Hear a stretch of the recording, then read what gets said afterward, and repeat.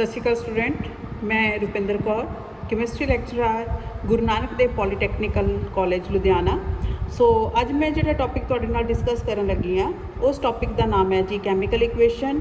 ये जो टॉपिक है ये भी साडे चैप्टर बेसिक कॉन्सैप्ट्स इन केमिस्ट्री का ही एक हिस्सा है। So what is a chemical equation? पहले तो आप कैमिकल इक्वेशन बारे पढ़ांगे। कैमिकल इक्वेशन हुंदी की है, right? Chemical equation, it is defined as the brief representation of a chemical change in terms of symbols and formulae of substances involved in it. ये बड़ी technical जी भाषा दे विच इहदी डेफिनेशन लिखी हुई है। So what is a chemical equation? This is a brief representation of a chemical change. कोई भी chemical reaction होया उन्होंने घट तो घट अल्फाज दे विच लिखना, that is known as the chemical equation. ठीक है, कोई किसी भी कैमिकल इक्वेशन उहदे विच हिस्सा लैन वाले रिएक्टेंट ते उहदे विच बनन वाले प्रोडक्ट दे सिंबल्स दे मुताबिक लिखना, that technique is known as the, that method is known as the, that method of writing is known as the chemical equation. For example, मैं wording बोली है burning of coal, burning of coal, burning of coal की है साढ़े कोल, it is a chemical change,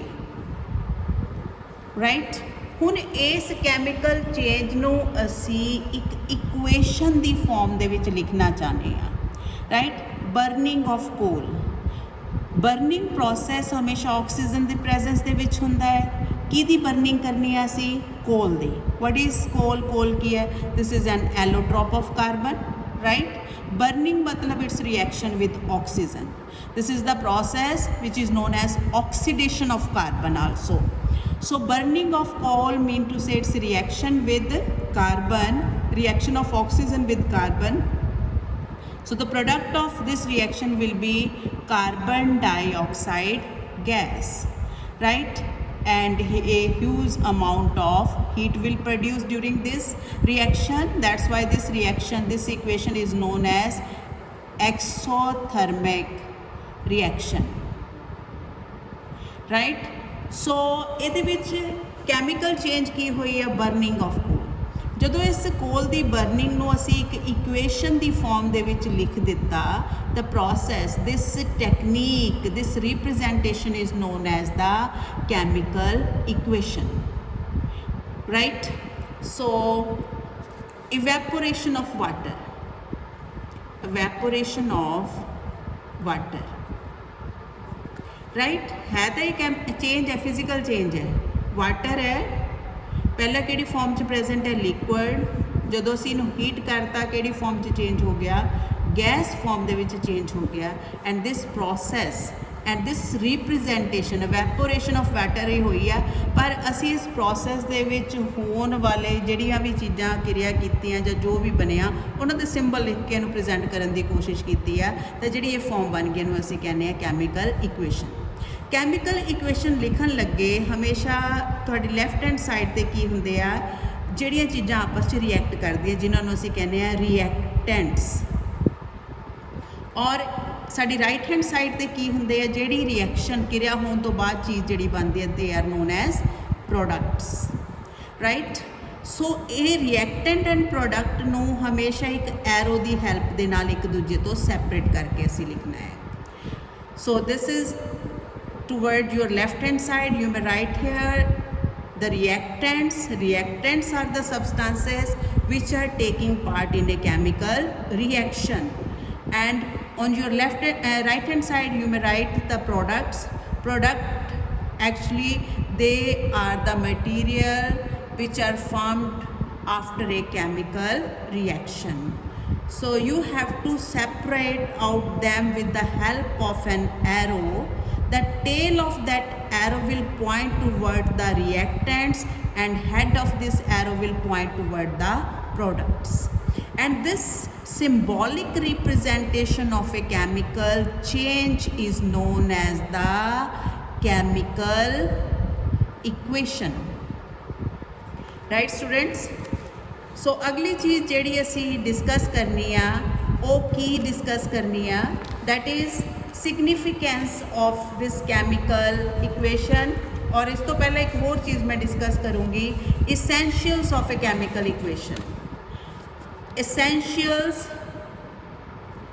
of a chemical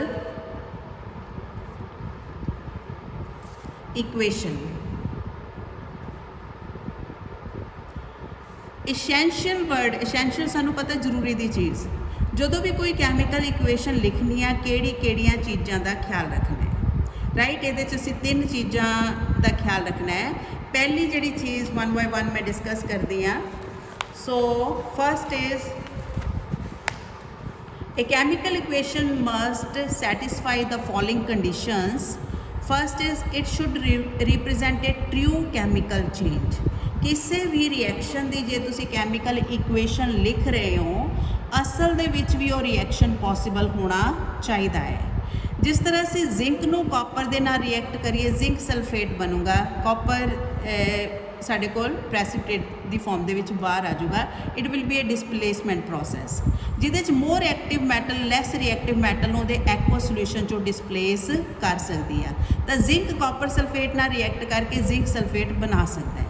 लेकिन ये नाल ही मिलता जुलता रिएक्शन जे असीं लिखीए copper plus zinc sulphate arrow copper sulphate plus zinc, साडे कोल ये रिएक्शन असल दे विच पॉसिबल नहीं हो सकता, क्योंकि रिएक्टिविटी सीरी के मुताबिक कॉपर थले प्रेजेंट है जिंक उपर प्रेजेंट है। कभी भी less reactive metal more reactive metal वो एक्वा सोल्यूशन चो डिसप्लेस नहीं कर सकती।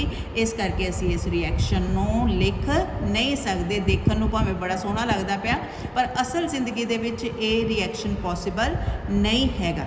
इस करके उन्होंने कहा कि जे किसी भी प्रोसैस की तुसी कैमिकल इक्वेशन लिखनी है तो असल जिंदगी दे विच भी वो इक्वेशन पॉसिबल होनी चाहिए है।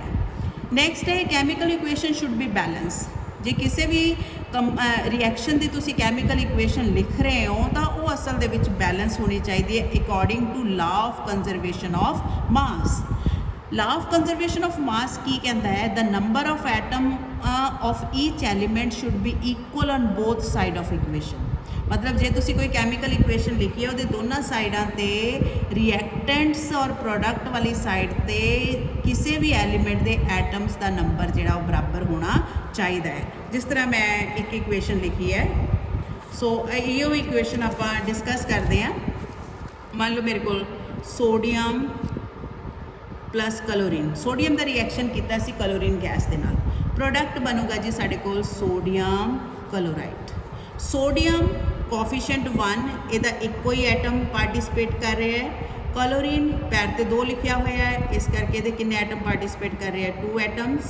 इत्थे प्रोडक्ट दे विच सोडियम का 1 एटम है और क्लोरीन के किन्ने एटम है 1 एटम है। कि असी देखिए कि दोनों साइडों ते एलीमेंट्स के मासिस बराबर है या एलीमेंट्स के एटम का नंबर बराबर है। इधर टोटल एटम किन्ने हैं 3 और इधर टोटल एटम किन्ने हैं 2 और दोनों साइडों ते एलीमेंट के एटम्स का नंबर बराबर नहीं हैगा। इहदा मतलब this equation is not in the balance state. So first of all असीं इहनूं बैलेंस करना है। बैलेंस करने वास्ते असीं करना की है, जिवें राजे साडे कोल इहो इक्वेशन है sodium plus chlorine arrow NaCl। Chlorine इत्थे किन्ने एटम है 2, इत्थे किन्ने क्लोरीन के एटम है 1, सोडियम के इधर 1 एटम इधर भी 1 है। क्लोरीन का फर्क पै रहा, असीं इहनूं बैलेंस करने वास्ते इहदे अगे 2 लगाता। 2 मतलब हुण सोडियम भी 2 है क्लोरीन भी 2 है, राइट। ਇਹਦਾ मतलब सोडियम 2 है क्लोरीन 2 है, क्लोरीन तो 2 पूरे हो गए पर सोडियम 1 यूनिट बढ़ गया। बैलेंस करने वास्ते इधर भी असीं किन्ने नाल मल्टीप्लाई कर दिए 2 दे नाल। हुण सोडियम के किन्ने एटम है 2, क्लोरीन के किन्ने एटम है 2, इधर सोडियम के किन्ने एटम है 2, क्लोरीन के किन्ने एटम है 2 और दोनों साइड ते साडे कोल एलीमेंट के एटम का नंबर की हो गया बराबर हो गया। नाउ आ जिहड़ी इक्वेशन सी अनबैलेंस सीगी, लेकिन जदों इत्थे असी इक्वेशन दे विच दोनों साइडों ते एलीमेंट्स के एटम का नंबर बराबर करता, now this equation is in the balance state, right. So second essential ਦੇ ਵਿੱਚੋਂ ਜ਼ਰੂਰੀ ਕੀ ਚੀਜ਼ ਹੈ ਕਿ ਜੇ ਕਿਸੇ ਵੀ ਕੈਮੀਕਲ ਚੇਂਜ ਦੀ ਜੇ ਤੁਸੀਂ ਕੈਮੀਕਲ ਇਕੁਏਸ਼ਨ ਲਿਖਦੇ ਹੋ ਤਾਂ ਉਹ ਕੈਮੀਕਲ ਇਕੁਏਸ਼ਨ ਅਸਲ ਦੇ ਵਿੱਚ ਬੈਲੈਂਸ ਹੋਣੀ ਚਾਹੀਦੀ ਹੈ according to law of conservation of mass, that is mass can neither be created nor be destroyed। ਜੇ ਕੋਈ ਕੈਮੀਕਲ ਰਿਐਕਸ਼ਨ ਹੋਇਆ ਵੀ ਹੈ ਤਾਂ ਉਹਦੇ 'ਚ ਜਿੰਨਾ ਮਾਸ ਜਾਇਆ ਹੋਇਆ ਤਾਂ ਉਨਾ ਹੀ ਮਾਸ ਬਣਨਾ ਚਾਹੀਦਾ, ਕਿਉਂਕਿ ਕੋਈ ਵੀ ਚੀਜ਼ ਜਿਹੜੀ ਇਸ ਯੂਨੀਵਰਸ ਦੇ ਵਿੱਚ ਪੈਦਾ ਹੋ ਗਈ ਹੈ ਉਹ ਨਾਸ਼ਵਾਨ ਹੈ। ਉਹਦੀ ਅਵਸਥਾ ਜ਼ਰੂਰ ਚੇਂਜ ਹੋ ਸਕਦੀ ਹੈ ਪਰ ਉਹ ਜਿੰਨਾ ਪੁੰਜ ਨੇਚਰ ਦੇ ਵਿੱਚ ਉਹਦਾ ਪ੍ਰੈਜ਼ੈਂਟ ਹੈ ਉਹਦੀ ਪੋਜੀਸ਼ਨ ਜ਼ਰੂਰ, ਉਹਦੀ ਨੇਚਰ ਜ਼ਰੂਰ ਚੇਂਜ ਹੋ ਸਕਦੀ ਹੈ ਪਰ ਉਹ ਪ੍ਰੋਡਕਟ ਇਸ ਯੂਨੀਵਰਸ ਦੇ ਵਿੱਚੋਂ ਕਿਤੇ ਵੀ ਨਹੀਂ ਜਾ ਸਕਦਾ according to law of conservation of mass. ਔਰ ਇਹਨੂੰ ਅਸੀਂ ਇਕੁਏਸ਼ਨ ਬੈਲੈਂਸ ਕਰਨ ਲੱਗੇ ਕਿੱਦਾਂ ਅਪਲਾਈ ਕਰਨਾ ਹੈ ਕਿ ਜਿਹੜੀ ਇਕੁਏਸ਼ਨ ਹੈ ਉਹਨਾਂ ਦੀਆਂ ਦੋਨਾਂ ਸਾਈਡਾਂ ਤੇ ਉੱਤੇ ਰਿਐਕਟੈਂਟ ਔਰ ਪ੍ਰੋਡਕਟ ਵਾਲੀ ਸਾਈਡ ਤੇ ਐਲੀਮੈਂਟਸ ਦੇ ਐਟਮ ਦਾ ਨੰਬਰ ਬਰਾਬਰ ਕਰਨਾ ਹੈ। ਇਹ chemical equation should be molecular. ਇਸ ਪੁਆਇੰਟ ਦਾ ਮਤਲਬ ਕੀ ਹੈ, the elementary gas like hydrogen, oxygen, nitrogen etcetera must be represented in molecular form. ਕਹਿੰਦੇ ਜੇ ਮੰਨ ਲਓ ਕਿਸੇ ਇਕੁਏਸ਼ਨ ਦੇ ਵਿੱਚ ਕੋਈ ਗੈਸ ਪੈਦਾ ਹੋ ਰਹੀ ਹੈ, ਮੰਨ ਲਓ ਸਾਡਾ ਰਿਐਕਸ਼ਨ ਹੈ zinc plus sulphuric acid H2SO4, ਇੱਕ ਆਦਾ ਫਾਰਮੂਲਾ ਹੈ ਸਲਫਿਊਰਿਕ ਐਸਿਡ ਦਾ, zinc plus H2SO4 arrow zinc sulphate plus hydrogen gas, right. ਹੁਣ ਇਹ ਕੈਮੀਕਲ ਰਿਐਕਸ਼ਨ ਹੋਇਆ ਕਿਵੇਂ ਹੈ, ਇਹਨੂੰ ਮੈਂ ਥੋੜਾ ਜਿਹਾ ਬਰੀਫ ਲਿਖ ਕੇ ਦਿਖਾਣੀ ਆ। So you may write it like this, zinc metal reaction कर रही है कादे नाल H2SO4, ये अगेन डिसप्लेसमेंट रिएक्शन है, जिंक ने सल्फेट नाल लग जाना, जिंक सल्फेट और हाइड्रोजन इवॉल्व होगी। नॉर्मली हाइड्रोजन के 2 एटम है, ਇਹਨੂੰ ਅਸੀਂ ਇਸ ਤਰੀਕੇ ਨਾਲ ਨਹੀਂ ਲਿਖ ਸਕਦੇ। ਇੱਥੇ ਹਾਈਡਰੋਜਨ ਐਟੋਮਿਕ ਫਾਰਮ ਦੇ ਵਿੱਚ ਰਿਪਰੈਜ਼ੈਂਟ ਹੋ ਰਹੀ ਹੈ, ਮੋਲੀਕਿਊਲਰ ਫਾਰਮ ਦੇ ਵਿੱਚ ਰਿਪਰੈਜ਼ੈਂਟ ਨਹੀਂ ਹੋ ਰਹੀ। ਤਾਂ ਜਦੋਂ ਕਿਸੇ ਵੀ ਰਿਐਕਸ਼ਨ ਦੇ ਦੌਰਾਨ ਕੋਈ ਐਲੀਮੈਂਟਰੀ ਗੈਸ ਪੈਦਾ ਹੁੰਦੀ ਹੈ, ਚਾਹੇ ਉਹ ਹਾਈਡਰੋਜਨ ਗੈਸ ਹੈ, ਚਾਹੇ ਆਕਸੀਜਨ ਗੈਸ ਹੈ, ਨਾਈਟ੍ਰੋਜਨ ਗੈਸ ਹੈ, ਕਲੋਰੀਨ ਗੈਸ ਹੈ, ਤਾਂ ਇਹਨਾਂ ਨੂੰ ਹਮੇਸ਼ਾ ਮੋਲੀਕਿਊਲਰ ਫਾਰਮ ਦੇ ਵਿੱਚ ਲਿਖਣਾ ਹੈ, ਐਟੋਮਿਕ ਫਾਰਮ ਦੇ ਵਿੱਚ ਨਹੀਂ ਲਿਖਣਾ। ਆਹ ਜਿਹੜੀ ਕੰਡੀਸ਼ਨ ਮੈਂ ਲਿਖੀ ਹੈ ਇਹਨਾਂ ਦੀ ਮੋਲੀਕਿਊਲਰ ਫਾਰਮ ਹੈ। ਜੇ AO2 ਮੈਂ ਅੱਗੇ ਲਗਾ ਦਾਂ, ਇਹਨਾਂ ਦੀ ਮੋਲੀਕਿਊਲਰ ਫਾਰਮ ਨਹੀਂ ਹੈਗੀ, this is its atomic form. ਇਹਦਾ ਮਤਲਬ 2 ਹਾਈਡਰੋਜਨ ਦੇ ਐਟਮ, ਜਦਕਿ ਇਹ ਗੈਸ ਨਹੀਂ ਬਣੀ, this is atomic form, this is atomic form, this is atomic form, ਜੋ ਕਿ ਨਾਰਮਲੀ ਅਸੀਂ ਮੈਂਸ਼ਨ ਨਹੀਂ ਕਰਦੇ। ਕਿਸੇ ਵੀ ਰਿਐਕਸ਼ਨ ਦੇ ਦੌਰਾਨ ਜੇ ਕੋਈ ਐਲੀਮੈਂਟਰੀ ਗੈਸ ਪੈਦਾ ਹੁੰਦੀ ਆ, ਉਹਨੂੰ ਉਹਦੀ ਮੋਲੀਕਿਊਲਰ ਫਾਰਮ ਦੇ ਵਿੱਚ ਲਿਖਣਾ ਹੈ, ਨਾ ਕਿ ਐਟੋਮਿਕ ਫਾਰਮ ਦੇ ਵਿੱਚ, ਰਾਈਟ। ਸੋ ਥਰਡ ਸਾਡੇ ਕੋਲ ਕੰਡੀਸ਼ਨ ਕੀ ਸੀ, ਇਹ ਇਕੁਏਸ਼ਨ ਸ਼ੁੱਡ ਬੀ ਮੋਲੀਕਿਊਲਰ, ਮਤਲਬ ਜੇ ਕਿਸੇ ਰਿਐਕਸ਼ਨ ਦੇ ਵਿੱਚ ਕੋਈ ਐਲੀਮੈਂਟਰੀ ਗੈਸ ਪੈਦਾ ਹੋ ਰਹੀਆਂ ਤਾਂ ਉਹਨਾਂ ਐਲੀਮੈਂਟਰੀ ਗੈਸਿਸ ਨੂੰ ਅਸੀਂ ਐਟੋਮਿਕ ਫਾਰਮ ਦੇ ਵਿੱਚ ਨਹੀਂ ਲਿਖਣਾ, ਬਲਕਿ ਕਿਹੜੀ ਫਾਰਮ ਦੇ ਵਿੱਚ ਲਿਖਣਾ ਹੈ, ਉਹਦੀ ਮੋਲੀਕਿਊਲਰ ਫਾਰਮ ਦੇ ਵਿੱਚ ਲਿਖਣਾ ਹੈ, ਰਾਈਟ। ਇੱਕ ਹੁਣ ਹੋਰ ਟੌਪਿਕ ਮੈਂ ਡਿਸਕਸ ਕਰਨ ਲੱਗੀ ਹਾਂ, what is the significance of A chemical equation. ਜੇ ਤੁਸੀਂ ਕਿਸੇ ਵੀ ਐਲੀਮੈਂਟ ਦੀ ਕੈਮੀਕਲ ਇਕੁਏਸ਼ਨ ਲਿਖਦੇ ਆ, ਉਹਦੀ ਮਹੱਤਤਾ ਕੀ ਹੈ। ਕੈਮੀਕਲ ਇਕੁਏਸ਼ਨ ਦੀ 2 ਤਰ੍ਹਾਂ ਦੇ ਸਿਗਨੀਫੀਕੈਂਸ ਹੁੰਦੇ ਆ, ਕੁਆਲੀਟੇਟਿਵ ਸਿਗਨੀਫੀਕੈਂਸ ਤੇ ਕੁਆਂਟੀਟੇਟਿਵ ਸਿਗਨੀਫੀਕੈਂਸ। ਇਹ ਕਾਫੀ ਇੰਪੋਰਟੈਂਟ ਕੁਐਸਚਨ ਹੈ ਜੀ। ਕੁਆਲੀਟੇਟਿਵ significance, quality wise a chemical equation represents the names of reactants and names of product, right। reactant कौन है तो product कौन है, ये सानू उन्हां दी पहचान बारे दसदी है। a chemical equation qualitatively represents the name of reactants and name of product। जिस तरह राजे मैं लिखा है, मान लो मेरे को किसी कंपाउंड की कैमिकल इक्वेशन आ बनी है, suppose reaction of zinc with sulfuric acid to produce zinc sulfate and hydrogen gas, right. ये हैगी कैमिकल चेंज, असी इनू कैमिकल इक्वेशन की फॉर्म दे विच लिखना है।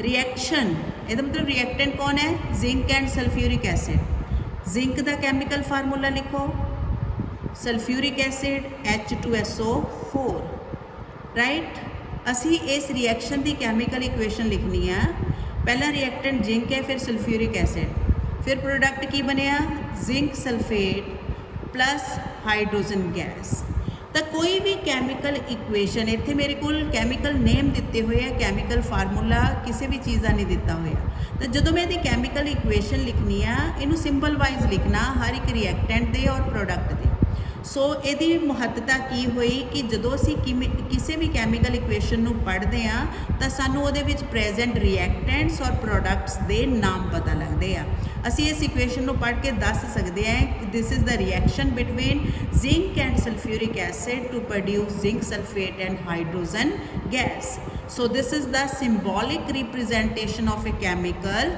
चेंज राइट तो किसी भी कैमिकल इक्वेशन तो क्वालिटेटिवली गुणवाचक इंपॉर्टेंस के मुताबिक सानू की पता लगता है कि इस इक्वेशन दे विच रिएक्टेंट कौन है और इस इक्वेशन दे विच प्रोडक्ट कौन है फिर आगे जी quantitative information conveyed by a chemical equation quantitatively संख्यावाचक महत्ता की है किसी भी केमिकल इक्वेशन की it represent the relative number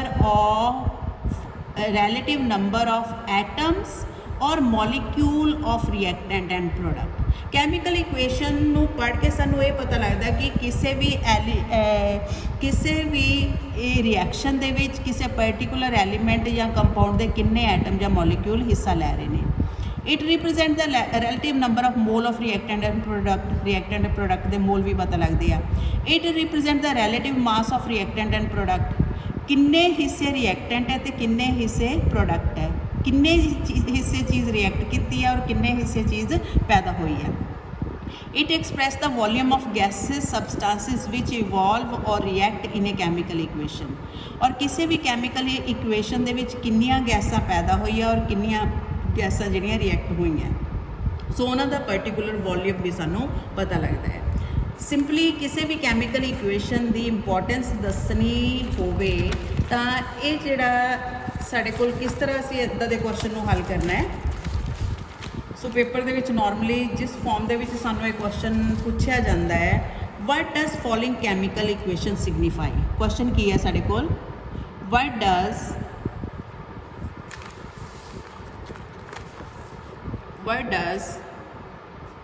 following chemical equation signify जिहड़ी भी इक्वेशन मैं लिखन जा रही हाँ उसका सिग्निफिकेंस की है जिस तरह मेरे को केमिकल इक्वेशन हैगी है suppose reaction of zinc with HCl arrow zinc chloride plus hydrogen gas right students so इस कैमिकल इक्वेशन की इंपॉर्टेंस की है पहला तो असी essential देख लीए कि ये तीनों essential ਨੂੰ फुलफिल करती है असल दे विच ये कैमिकल इक्वेशन पॉसिबल हैगी है यस पहला essential फुलफिल किया सैकेंड essential सीगियां कि ये कैमिकल इक्वेशन बैलेंस है नहीं ये कैमिकल इक्वेशन बैलेंस नहीं हैगी सानू बैलेंस करना पऊगा जिंक दा इधर किन्ने एटम 1 इधरली साइड ते 1 हाइड्रोजन 1 इधर है लेकिन साडे कोल 2 है असी 2 नाल इत्थे मल्टीप्लाई कर लिया क्लोरीन इधर भी 2 हो गए इधर भी 2 है सो हुण ये इक्वेशन बैलेंस हो गई तीसरा essential सीगा कि is this chemical equation is molecular mean to say जे किसी कैमिकल इक्वेशन दे विच कोई एलीमेंटरी गैस पैदा हो रही है वो मॉलिक्यूलर फॉर्म च है या एटॉमिक फॉर्म दे विच तो इत्थे मॉलिक्यूलर फॉर्म दे विच है तो ये तिन्ना कंडीशनस नूं कैमिकल इक्वेशन दी नूं हुणे फुलफिल करती है हुण आपां इहदा सिग्नीफिकेंस पढ़ते हैं क्वालिटेटिव सिग्नीफिकेंस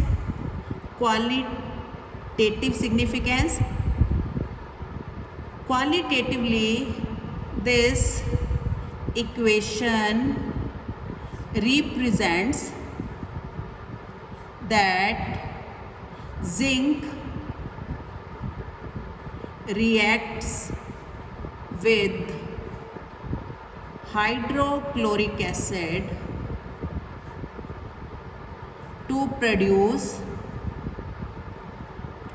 zinc chloride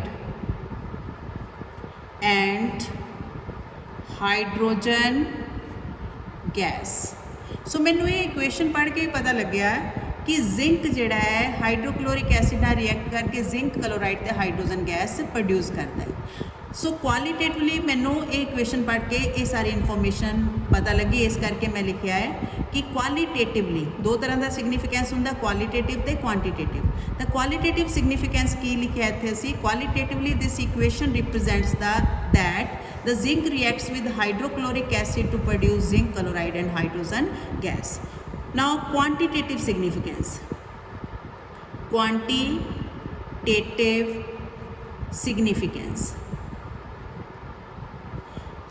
सो ਇਹਦਾ क्वांटिटेटिव significance ਦੱਸਣ ਵਾਸਤੇ मैं ਦੁਬਾਰਾ ਤੋਂ ਫਿਰ ਇਸ ਇਕੁਏਸ਼ਨ ਨੂੰ ਲਿਖਦੀ ਹਾਂ, zinc plus HCl arrow zinc chloride plus hydrogen gas, right. हुण क्वांटिटेटिवली इस इक्वेशन को देख के मैनू की पता लगता, दैट इज़ मैं मोल की ही गल करूँगी, मैं एटम मॉलिक्यूल बारे दसूँगी नहीं। जो कोई भी इक्वेशन असी लिखते हैं असी नॉर्मली उन्होंने मोल वाइज ज़्यादा पढ़ते हैं इन कंपैरिजन टू एटम और मॉलिक्यूल, पर जे एटम और मॉलिक्यूल वाइज भी तुसीं इहनूं पढ़ना तो असी किद्दां पढ़ांगे। इत्थे असी गैस लिखा है। सो 1 atom of zinc reacts with, ये अगे HCl के अगे की लिखा है 2।